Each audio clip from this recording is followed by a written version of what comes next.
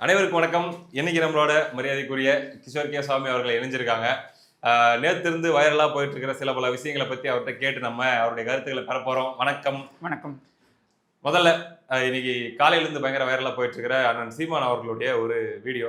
நேற்று நடந்த ஒரு நிகழ்ச்சியில அவர் பேசும்போது கீழே ஏதோ சில சலசலப்பு யாரோ சண்டை போட்டாங்கன்ட்டு அவரு சடசடன்னு இறங்கி போயிட்டு கட்டாப்பிட்டான்னு அடியெல்லாம் கூட போட்டாருன்ற மாதிரி அந்த வீடியோவில் வந்துட்டு இருக்குது. சரி, ரைட்டு. அது ஏன் நடந்துச்சு, எப்படி நடந்துச்சுன்றது நம்ம நண்பர்களுக்கு தெரியும். கீழே அடிச்சுக்கிறாங்க, அதுக்கப்புறம் இவர் இறங்கி போறாரு. ஓகே, என்னன்னா இதை எடுத்து வச்சு திமுகவை சார்ந்தவர்கள் என்ன சொல்றாங்கன்னா, கொஞ்சம் கூட டீசென்சியே இல்லை, ஒரு அநாகரிகமான ஒரு தலைவராக இருக்காரு, இப்படி ஒரு காட்டு மிராண்டியா இருக்காரு, பொதுமக்களை தாக்க போறாரு, கேள்வி கேட்ட பொதுமக்களை அடிக்க பாய்ந்த சீமான், இப்படின்லாம் பயங்கரமா கொண்டு போறாங்க. மெட்ரோ ட்ரெயின்ல அந்த கூட அந்த தொண்டனை அரைஞ்சது யாரு? ஸ்டாலின் தானே. ஆமா. அதே மாதிரி பல இடங்கள்ல திமுகவுடைய பொதுக்கூட்டங்கள்ல பெண்களுடைய இடுப்பை பதம் பார்த்தது யாரு? திமுக வேறங்க தானே. ஒரு காவலர் அதுவும் என்ன மகளிர் அணி கூட்டம் நடக்குது, அதுல ஒரு பெண் காவலர்கிட்டயே இவங்க வந்து பாலியல் அத்துமீறல், அவங்க போய் கம்ப்ளைண்ட் கொடுக்குறாங்க. கம்ப்ளைண்ட் கொடுத்தா அந்த கம்ப்ளைண்ட் வாபஸ் வாங்கணும், நெருக்கடி கொடுத்து அந்த வாபஸையும் வாங்க வைக்கிறாங்க. இதையெல்லாம் செய்த திமுகவினர் இதை பற்றி பேசலாம். இல்ல, திமுக மேடைகள்ல நடந்த அட்ராசிட்டிஸ்னு சொல்லி உங்களுக்கு எதனா 90ஸ்ல ஏகப்பட்டது இருக்குங்க. இதே திமுக மேடையில எனக்கு தெரிஞ்சு 1972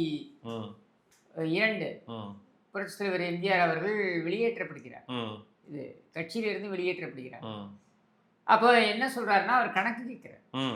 கணக்கு கேட்டு அந்த அந்த அந்த வெளியேற்றப்படுகின்ற அந்த அந்த தருணத்தில் கணக்கு கேட்கிறார் அப்படிங்கும் பொழுது இந்த கணக்கை வந்து கேட்கிறாரே அப்படின்னு கருணாநிதியிடம் வந்து கேள்வி வைக்கப்படுகிறது.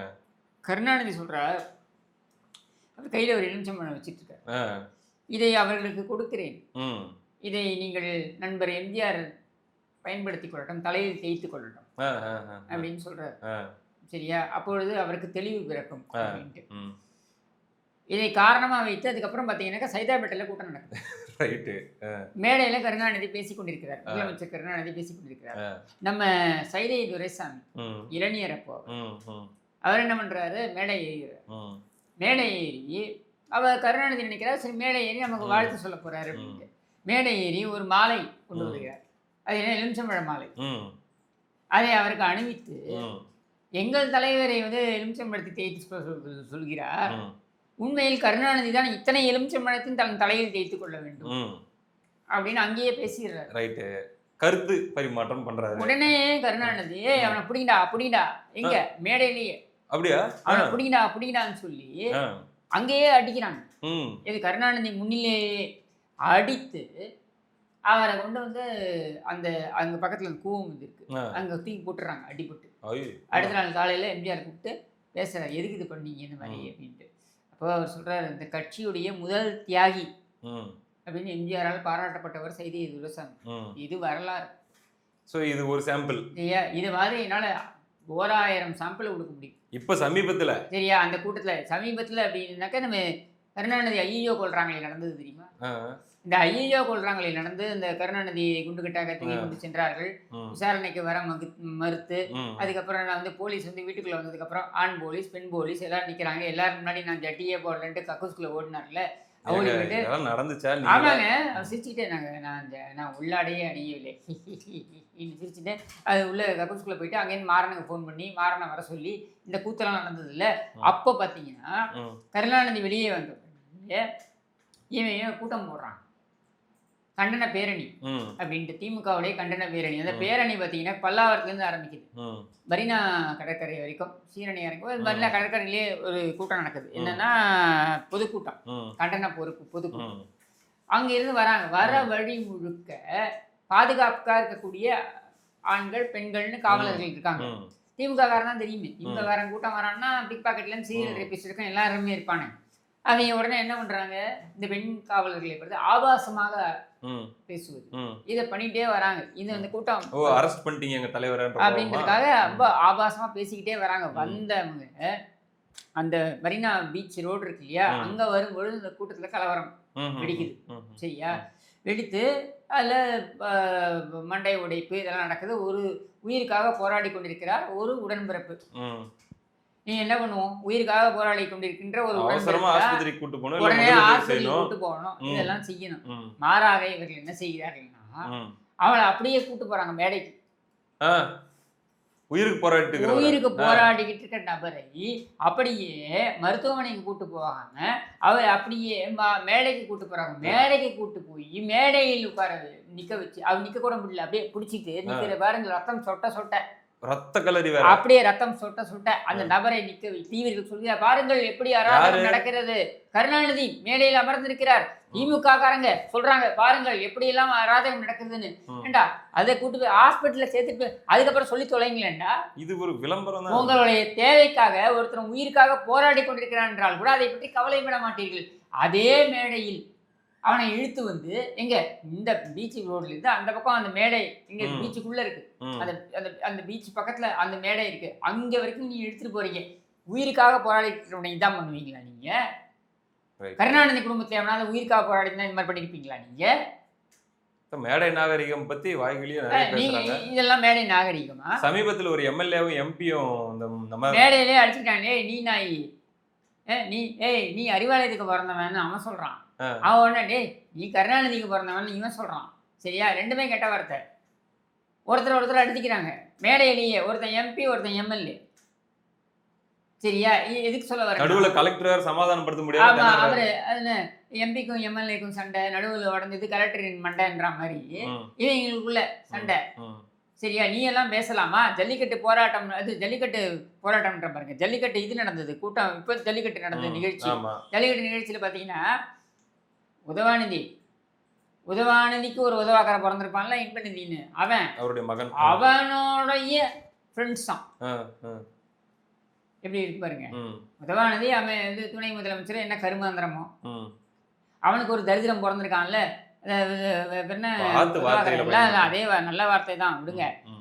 அந்த தரித்திரம் அவன் இன்பநிதியா துன்பநிதியா, அவனுக்கு ஃப்ரெண்ட்ஸ் தான். அவங்க வந்து முன்வரிசையில் உட்காரத்துக்கு கலெக்டர் எழுந்து, அந்த பெண் கலெக்டர் பாவம், அவங்க எழுந்து ஓரமா போய் நிக்கிறமா. நீங்க எல்லாம் மேடை கலாச்சாரத்தை பத்தி பேசலாமா? சரி, இப்ப அண்ணன் சீமான் அவர்களுடைய இந்த ஒரு வீடியோ வைரல் ஆயிட்டு இருக்குது இல்ல, இது வந்து அவரை பாதித்து விடும், அவரை வந்து அவர் இமேஜ் இழந்துட்டாரு. கோபம் என்பது இயல்புங்க. இதை எப்படி பாக்குறீங்க நீங்க? ஒருவர் இன்னொருவரை தாக்குவது, வன்முறை, இதையெல்லாம் வந்து நம்ம ஆதரிக்க போறது இல்லை. சரியா? ஆனா கோபம் வந்து இயல்புங்க. ஏன் நம்ம இந்தியாவுடைய முதல் பிரதமர் இருக்காரு இல்லையா, ஜவஹர்லால் நேரு, எத்தனையோ சம்பவங்கள்ல மேடையிலிருந்து கீழே இறங்கி போய் அடிச்சிருக்காரு. அப்படியா? ஆமா, கட்டுப்பாடு இல்லாத இருந்தவன் இல்ல எதிர்த்து பேசினவன் அடிச்சிருக்காரு, அங்கேயே அடிச்சிருக்காரு. சரியா? காமராஜர் ஓகே தன்னுடைய வேல் துண்டால ஒன்று போடுவார் சுமார் அப்படின்ட்டு. சரியா? இதையெல்லாம் நியாயப்படுத்தல, ஆனால் இதெல்லாம் நடந்து மனிதர்கள் தான் அவங்க கோபம் வந்து இயல்பு. சரியா? ஏதோ ஒரு இங்க ஒன்று அங்க ஒன்று சம்பவத்தை எடுத்து வைத்துக் கொண்டு அப்படியே இவர்களை சித்தரிப்பது இதுன்றது வந்து இப்போ கேப்டன் விஜயகாந்த் பார்த்துருக்கோம், நிறையவே பார்த்துருக்கோம். ஏன் கமலஹாசன் பிரச்சாரத்தின் போது 2021 பிரச்சாரத்தின் போது மைக்கு அப்படியே கீழே போடுவாப்புல. ஆமா ஆமா, இதுவா கொடுத்தான்னு மைக்கு கீழே போடுவாப்புல. அந்த வீடியோ இருந்தால் அந்த வீடியோ எடுத்து போடுங்க. இதெல்லாம் வந்து எல்லாம் அந்த இடத்துல ஒரு டென்ஷன்ல செய்யக்கூடியது தான். 10ல் 9 தடவை அவங்க கண்ட்ரோல் பண்ணுவாங்க, ஒரு தடவை பர்ஸ்ட் அவுட் ஆயிடுவாங்க. அவரும் நானும் அப்படின்னு ஒரு புத்தகம் வந்துச்சு. ஆமா, என்ன இப்போ திராவிட என்சைக்ளோபீடியாவா, சிங்காரவேலு முதலியார் கொடுத்தாரு அபிதான சிந்தாமணின்னு, அந்த மாதிரியான என்சைக்ளோபீடியாவா, உடன்பிறப்பு மனப்பாடம் வேணா பண்ணிக்கலாம். சரியா? என்ன இருக்கு அதுல? அவர் சிக்கன் குழம்பு வேணும்னாரு, மீன் குழம்பு வேணும்னாரு, அப்புறம் எங்கள் மாமியார் வந்து தோசை சுட்டு குடிச்சுச்சு தானே. இதில் பார்த்தீங்கன்னா நெடுஞ்செழியன் என்று சொல்லிவிட்டேன், நாவலர் என்று சொல்லாமல் சப்புன்னு அரைஞ்சிட்டாரு. மின்னல் வேகத்தில் சப்புன்னு அரைஞ்சிட்டாரு அப்படின்னு ஸ்டாலின் வந்து ஸ்டாலின் அடி வாங்குறது அவ்வளோ கேவலம். ஆனால் என்னன்னா போய் ஸ்டாலின் அடி வாங்கணுமா அப்படின்றதுலாம் கேவலம் தான். என்ன பண்ணுறது, சைஸ் தான் ஆகணும். பட் எதுக்கு சொல்ல வரேன்னா, இதை ஒரு மேடையில் நீ பேசி, இதை மேடையில் பேசி இதற்கு கைத்தட்டல், இந்த கைத்தட்டுறவனுக்கு என்ன அறிவு இருக்கும்? நீ கைத்தட்டலாமா?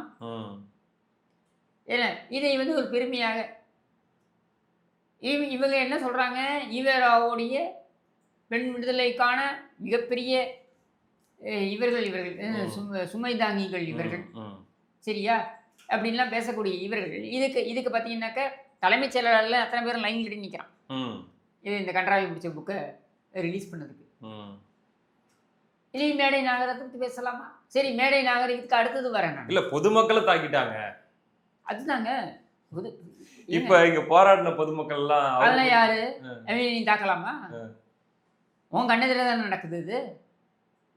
இவரே சொல்லுவாருங்க. இவர் என்ன எழுதுவாரு, உடன்பிறப்பே உளுத்தம் பருப்பே ஆயுதம் ஏந்தி வா. சரியா? பிராக்கெட்ல அறிவாயுதம். Okay, code word. எல்லாம் அறிவா கம்பு எல்லாம் எடுத்துன்னு வாழ்றது தான் அது. சரியா? இந்த மாதிரி நீங்க பேசி எத்தனையோ தூண்டலையா? எத்தனை மேடைகளில் எவ்வளவு வன்முறைக்கு தூண்டி இருக்கிறீர்கள்? இதே அயோத்தியா மண்டபம், இங்க வெஸ்ட் மாம்பலத்துல அயோத்தியா மண்டபத்துல அந்த நின்று அந்த மேடையில மதுரை முத்து பிற்காலத்துல அதிமுகவில் சேர்ந்தார், வேற விஷயம். மதுரை முத்து பேசுகிறார். என்ன பேசுகிறார்? எம்ஜிஆர், உன்னுடைய உலகம் சுற்றும் வாலிபன் படத்தை நீ வெளியிட்டால், சொன்ன தேதிக்கு நீ வெளியிட்டா நான் வளையல் அணிந்து கொள்கிறேன், நான் சேலை கட்டி கொள்கிறேன் சொன்னாரா இல்லையா? சொன்ன தேதிக்கு வெளியிட்டாரு. ஆயிரக்கணக்கில் அவருக்கு வளையல் சேலையெல்லாம் அனுப்பி வச்சாங்க, அது வேற விஷயம். ஆனா இதெல்லாம் மேடையில இதெல்லாம் உங்க மேடை கலாச்சாரம் தானே. சமீபத்துல அண்ணன் சீமான் அவர்களுக்கு கொலை மிரட்டல் ஒரு மேடையிலேயே இதுவா பகிரங்கமா. ஏன் கருணாநிதி ஒரு மேடையில சொல்றாருங்க, அவருடைய துணைவியார் அமர்ந்திருக்கிறார், அப்பெல்லாம் பாராட்டு விழா நடக்கும். மனைவியுடன் ஒரு வாரம் பாராட்டு விழா நடக்கும். பாராட்டு விழா இப்பெல்லாம் நடக்கிறது இல்லையா? இல்ல இப்போ வேற, இப்போ ஸ்டாலினுக்கு நடக்குது, அப்போ கருணாநிதிக்கு நடக்கும் இல்லையா? பாச தலைவனுக்கு பாராட்டு விழா, பாசி பிடித்த தலைவனுக்கு பாராட்டு விழா, தானே எழுந்து நின்ற தானே தலைவனுக்கு தாலாட்டு விழா நடக்கும் இல்லையா? அந்த விழாக்கள்ல பாத்தீங்கன்னா ஒரு வாரம் மனைவியுடன் அமர்ந்தார் என்றால் துணைவியார் கோவித்துக் கொள்வார். அப்ப என் கூட வரமாட்டேன் நீ பாராட்டு விழாக்குன்னு. அப்ப துணைவியாருக்காக ஒரு பாராட்டு விழா. சரியா? அந்த பாராட்டு விழால பாத்தீங்கன்னா மனோரமாவுடைய சாதனை பாராட்டு விழா, அதுல அமர்ந்திருக்கிறார். எங்க மனோரமா உட்கார்ந்துருக்காங்க. எத்தனை பெண்களை அசிங்கப்படுத்துறாங்க. மனோரமா அமர்ந்திருக்கிறார், கருணாநிதி கீழே துணைவியார் அமர்ந்திருக்கிறார். எல்லாருமே நெளிகிற மாதிரி இவர் சொல்றார். பல்லாவரத்துக்கிட்ட நான் போயிட்டு இருக்கும் பொழுது என்னோட வண்டி ஆக்சிடென்ட் ஆயிடுச்சு.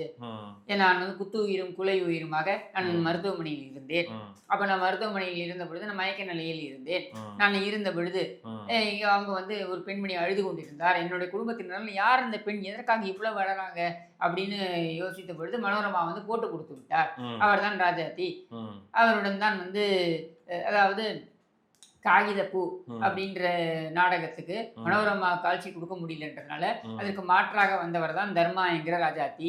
அவருடன் கருணாநிதி குடும்பம் நடத்தி கொண்டிருக்கிறார் அப்படின்றதை போட்டு கொடுத்து விட்டார். இப்படின்றதெல்லாம் மேடையில பேசுவாரு. அவங்க ஒரு அதுக்கு இவங்க எல்லாரும் என்ன அதை விட அதிகமா பாத்தீங்கன்னா, அது இப்ப 2009-10 காலகட்டங்கள்ல 2011 இது மனோரமா இந்த விஷயம் நடந்து 2010 வச்சுப்போ, 2009-10 2011 இவர் கருணாநிதி பேசுறாரு மேடையில் கனிமொழி கைது சம்பவத்தில்.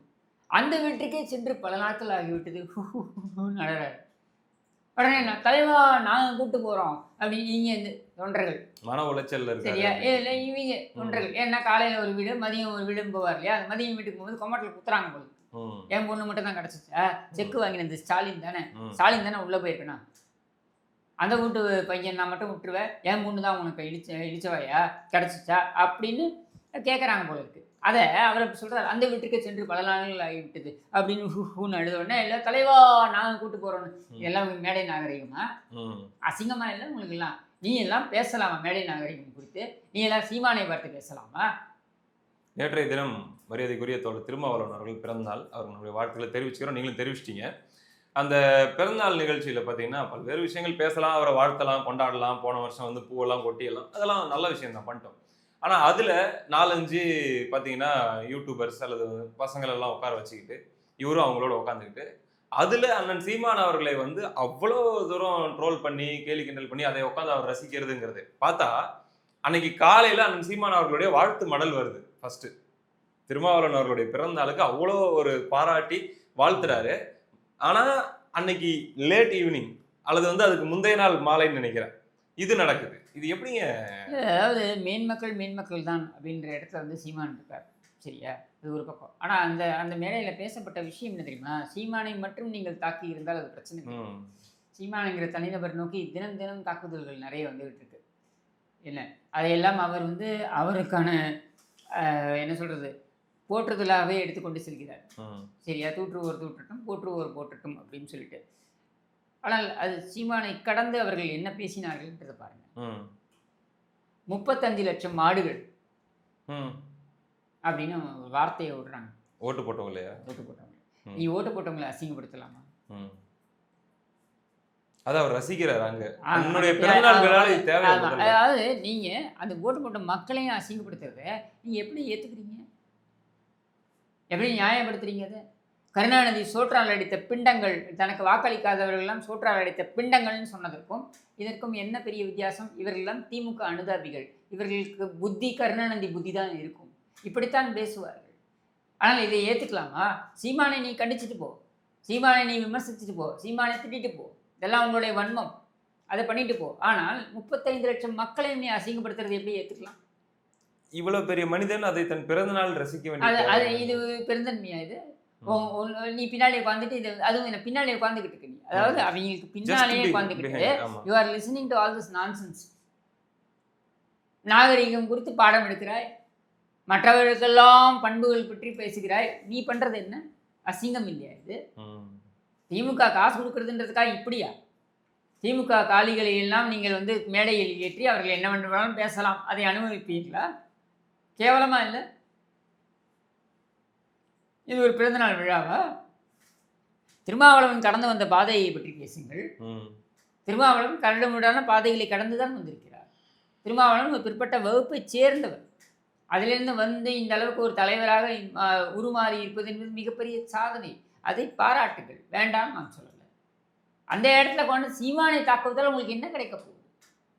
போன வருஷம் பிறந்த நாளுக்கு இதே நடந்துச்சு. கவிதை வாசிக்கிறன்ற பேர்ல அவரை ஒரு பெண்மணி வந்து பேசினாங்க. அதான் என்ன இதுல என்ன? அப்ப இது வெல் பிளான்டா தான இருக்கு. இது ஒரு செக்மென்ட்டாவே வைக்கிறாங்க. அதுதான் சொல்றேன். இதை திமுக அஜெண்டா செட் பண்ணுது. திமுக அஜெண்டால நீ வந்து விட்டில் பூச்சியா வந்து விழற. இதனால சீமானுக்கு எந்த பிரச்சனையும் கிடையாது. சீமானுக்கு எந்த பிரச்சனையும் கிடையாது. குளத்து மேல கோவப்பட்டு குண்டி கழுவாம போனா யாருக்கு பிரச்சனை? சரியா? சீமான் சீமானாகத்தான் இருப்பார். அவர் மேன்மக்களே அப்படின்றத அவர் வெளிப்படுத்தி கொண்டே இருக்கிறார். நீங்க எப்படி போறீங்க? சில்லறத்தனமா இருக்கு, கேவலமா இருக்கு. அந்த அந்த கேவலத்தை ஒரு தலைவராக இருந்துட்டு, அது ஒரு பார்லிமெண்டேரியன், நீங்க இதை அனுமதிக்கலாமா? பேச வேலையோ எவ்வளவோ பிரச்சனை, எவ்வளவோ இருக்கு. நீ நியாயமான விமர்சனங்களை வைங்க. சீமானும் விமர்சனத்திற்கு அப்பாற்பட்டவர் கிடையாது. நீங்க நியாயமான விமர்சனங்களை வைங்க. அதற்கான மேடை, இடம், பொருள், ஏவல், சூழல், இதெல்லாம் ஏன் சொல்கிறோம்? அந்த இடம், பொருள், ஏவல், சூழல் இதை பார்க்க வேண்டாமா நீங்க? சரி, இவ்வளவு வக்கனையா நாம் தமிழரை பேசுறாங்க, அண்ணன் சீமான் அவர்களை பேசுறாங்க. ஆனா அவர்களை நம்பி ஓட்டு போட்டு நமக்காகத்தான் அண்ணன் வந்து பாராளுமன்றத்துக்கு போறாரு, நமக்காக தான் போய் கூட்டணியில் இருக்காரு, எம்எல்ஏக்கள் 4 பேர் இருக்கிறாங்க அப்படின்னு நம்பின அந்த மக்களுக்கு வர பிரச்சனைகள் வரும்போது எப்படியோ அதை வந்து அவர் பூசி முழுகிறதும், பணி நிரந்தரம் அன்னைக்கு ஒன்று பேச்சு, ஒரு நாள் வந்து அவர்களுக்கு பணி நிரந்தரம் செய்யப்பட வேண்டும், அதாவது அவர்கள் தனியாருக்கு கொடுத்து விடக்கூடாதுன்னு. இன்னொரு பக்கம் பார்த்தீங்கன்னாக்கா இல்லை அவர்கள் பணி நிரந்தரம் செய்யக்கூடாது அப்படின்னு. இப்போ பணி நிரந்தரம் அப்படின்றது யாருக்கு தான் இருக்கணும்? கருணாநிதி குடும்பத்துக்கு மட்டும் இருக்கணுமா? அதுக்கு நீ ஒத்து ஊத்தணுமா? என்ன சொல்ல வரீங்க நீங்க? அவர்கள் 23,000 ரூபாய் சம்பளத்தில் அவருக்கு பணி நிரந்தரம் செய்யாதீர்கள், மாறாக அவர்களை கான்ட்ராக்டருக்கு 10,000 ரூபாய்க்கு போய் வேலை செய்ய சொல்லுங்கள் நீ சொல்றீங்க. கேட்டா அவர்கள் அதே தான் செய்ய வேண்டுமான்னு. அதே தானே 15 ஆண்டுகள் செய்திருக்கிறார்கள். 15 ஆண்டுகள் அதையே செய்ததுனால்தான் எங்களுக்கு பணி நிரந்தரம் என்று கொடுங்கள் என்று கேட்கிறார்கள். அவர்கள் எங்க போவாங்க? அப்புறம் எங்க போவாங்க சார்?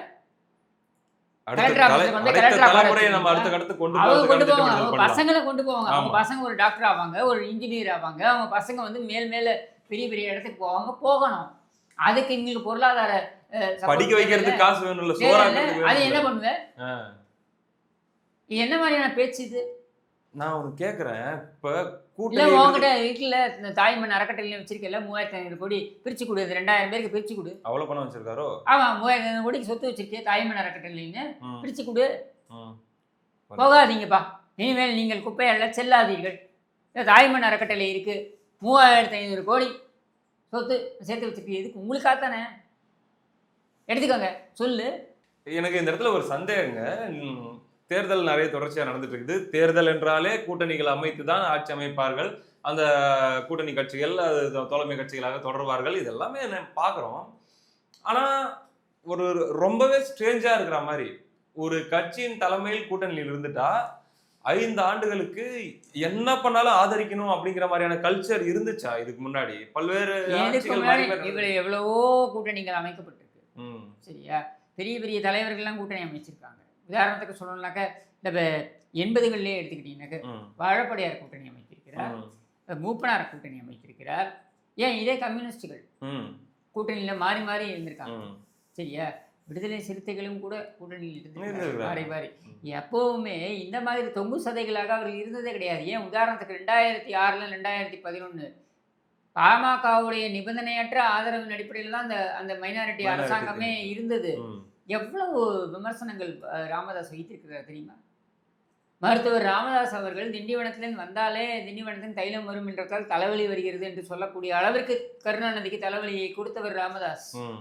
எவ்வளவு விமர்சனங்கள், நியாயமான விமர்சனங்கள். அரசாங்கத்துக்கு எதிராக விமர்சனம் பண்றதானங்க நீங்க அதான் பண்ணா என்ன நீங்க என்ன பண்ணிடுவாங்க? ஆட்சியில இருக்கீங்க? ம். நீங்க ஆட்சியில கிடையாது, நீங்க எதிர்க்கட்சி. ம். சரியா? ஆட்சியில் நீங்கள் இருந்து உங்களுடைய அமைச்சர்கள் அந்த அமைச்சரவையில் இருந்தால் நீங்கள் கூட்டணி.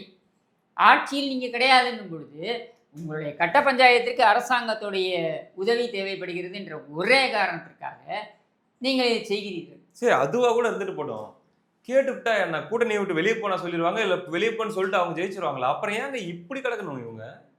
அதைத்தான் சொல்றேங்க. நீங்க உங்களுடைய கட்ட பஞ்சாயத்துக்கு அந்த ஆட்சியுடைய உதவி தேவைப்படுகிறது.